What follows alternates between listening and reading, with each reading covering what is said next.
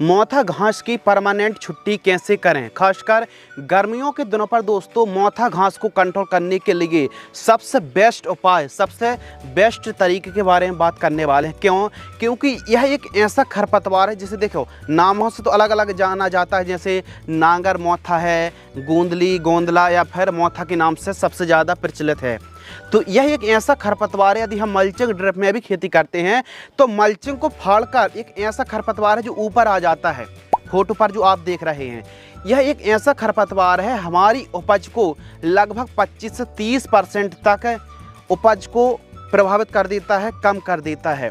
और कंट्रोल की बात करें ना दोस्तों, तो मार्केट में प्राइवेट कंपनी अलग अलग दवाइयाँ मार्केट में ला रही हैं, जैसे ज़ेम्परा के नाम से आता है या फिर ग्लाइफोसेट है, या फिर अलग अलग चाहे मीरा 71 की बात करें, राउंडअप की बात करें, कुछ आपको बता दें कि एकदम सफाया खरपतवार हैं, नॉन सेलेक्टिव हार्बिसाइड, कुछ सेलेक्टिव हार्बिसाइड हैं। तो देखिए रही बात कंट्रोल की, तो यह जो प्राइवेट कंपनी है या फिर जो मार्केट में अलग अलग प्रोडक्ट आते हैं कि आप अपनी इस फसल पर मोथा घास की दवाई डाल लीजिए, इससे ख़त्म हो जाएगा। देखिए ख़त्म नहीं होता है, एकदम ऊपर से जो पत्तियां हैं वो जल जाती हैं कुछ टाइम के लिए और फिर वापस से फिर से एकदम मोथा हमारी फसल को दबाने का काम करता है।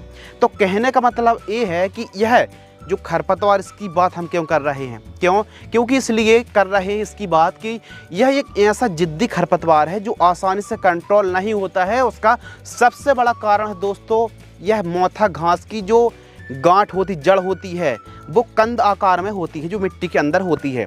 अब हम ऊपर से जमाने भर की तरह तरह प्राइवेट कंपनियों की दवाइयाँ डालते रहेंगे, ऊपर से कुछ दिनों के लिए पत्ती जल जाएगी, ऐसा लगेगा हाँ यार इस दवाई ने बहुत अच्छा काम करा। हम किसी भी दवाई का नाम नहीं लेंगे, लेकिन हमको लगेगा कि गजब, इसने तो रिजल्ट हमको 100% दिए, लेकिन फिर 15 दिन 20 दिन ही होंगे, दोबारा से वहीं से जो हमारा पौधा है मोथा का 2 गुना रफ्तार से ज़्यादा बढ़ता हुआ देखने के लिए मिलेगा। और यह एक ऐसा खरपतवार है, यदि हम निराई गुड़ाई भी कर देते हैं ना दोस्तों, तो फिर और तेज़ी से बढ़ेगा। यानी जैसे हम कटिंग कर देते हैं ना, प्रूनिंग किसी चीज़ की कटिंग कर देते, कलम कर देते हैं, उसी प्रकार यह जो मोथा खरपतवार है निराई गुड़ाई करने के बाद और तेज़ी से बढ़ता है, क्योंकि इसकी कलम हो जाती है।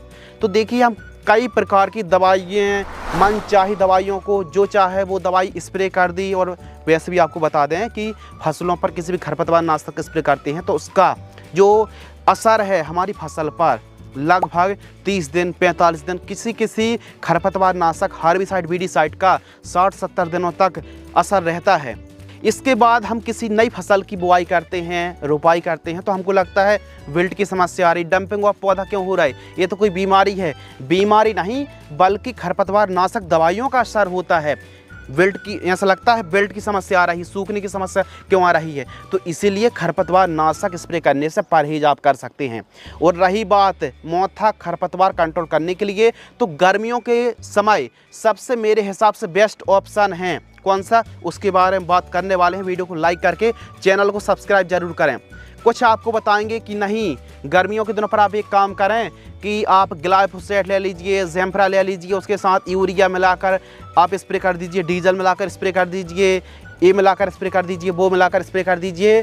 खेतों में खरपतवार नाशक स्प्रे करने से परहेज करें।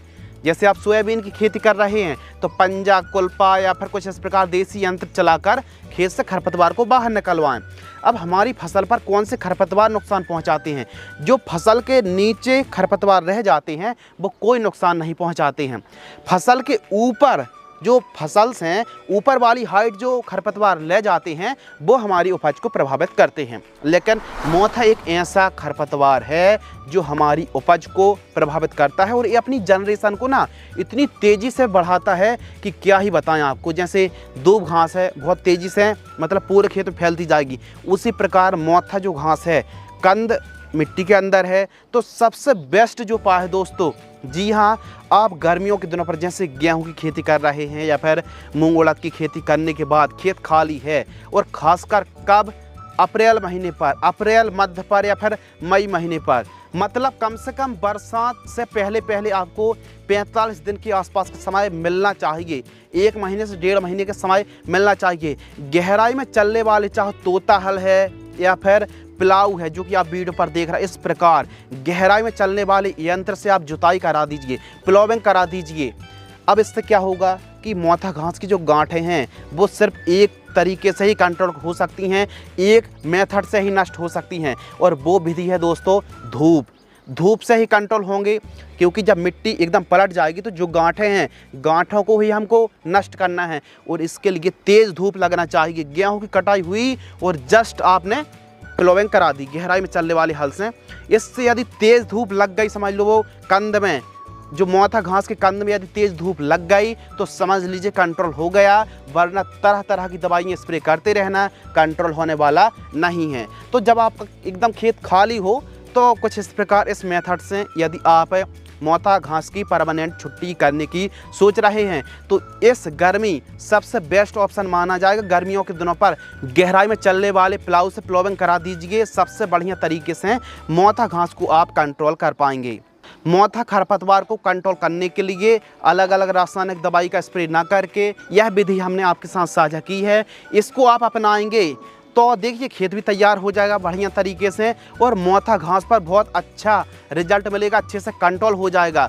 तो इस प्रकार यदि आप इन बातों को फॉलो करेंगे और मोथा घास के लिए यह काम करेंगे तो आप आसानी से कंट्रोल कर पाएंगे, वरना आप लागत लगा कर अलग अलग दवाइयों को स्प्रे करके थक जाओगे, कंट्रोल होने वाला भी नहीं है। क्यों? क्योंकि इसकी जो मेन जड़ है, मेन रूट है, वो मिट्टी के अंदर है, और कोई भी ऐसी दवाई नहीं है भले सिस्टमिक है, वो सिस्टम में जाएगी लेकिन कंद को नष्ट नहीं कर पाएगी। तो कंद को नष्ट करने के लिए उसमें अच्छी खासी तेज़ धूप, अब ऐसा नहीं है कि आपने प्लोविंग कराई, जुताई कराई और उसके 15 दिन बाद 1-2 हफ्ते बाद बरसात हो गई, ऐसा नहीं है।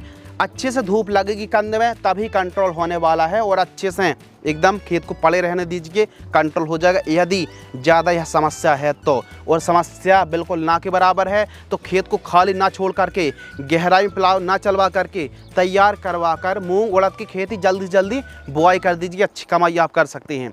यदि आपको यह वीडियो पसंद आती है तो वीडियो को लाइक करें, और आपके मन में कौन से सवाल चल रहे हैं, कौन सी दवाइयों के बारे में आपके अंदर जो टीवी चल रही है वो भी कमेंट से बता सकते हैं। अधिक जानकारी के लिए हमारे चैनल पर विजिट कर सकते हैं।